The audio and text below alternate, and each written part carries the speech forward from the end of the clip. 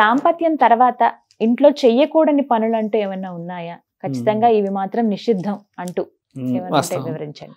గారు పెనిమిటితోని ఏకాంతంగా ఉండాలి అని అంటే వారికి ఒక గది ఉండేది అంతే. ఆ గదిలో అప్పట్లో అయితే చీకటి కదా తల్లి, ఇది కొంచెం మైక్రో లెవెల్లో వెళ్దాం మనం. చీకటిలో చేసే శారీరక సంబంధమే అక్రమ సంబంధానికి దారితీయదు.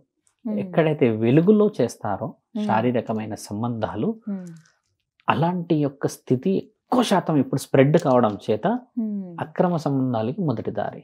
ఎలా అని చెప్పవచ్చు, ఒకసారి శారీరకంగా చీకటి సమయంలో ఉపయోగించినప్పుడు ఏమవుతుందంటే అమ్మా, మనసులు ఒకటైపోయి జీవిత లక్ష్యాలు అనేది, భవిష్యత్తు ప్రణాళికలు అనేది చాలా బలపడతాయి.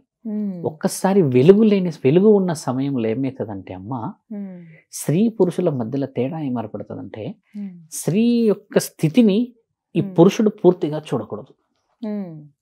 అర్థమైందా తల్లి? అలా ఉన్నప్పుడు ఏమవుతుందంటే, ఈ పురుషుడు స్త్రీ స్థితిని బాగా చూసినప్పుడు, ఉదాహరణకి ఒక అప్సరస ఉందనుకుందాం, ఆ అప్సరస పేరు మనం ఉదాహరణకి ఏ అనుకుందాం. ఈ ఏ అప్సరస చూపులు ఆవిడ శరీరాన్ని ఈ విధంగా చూడగలిగిన వ్యక్తి బి గురించి ఊహించగలడు. అందుకే చీకట్లో చేయాలి.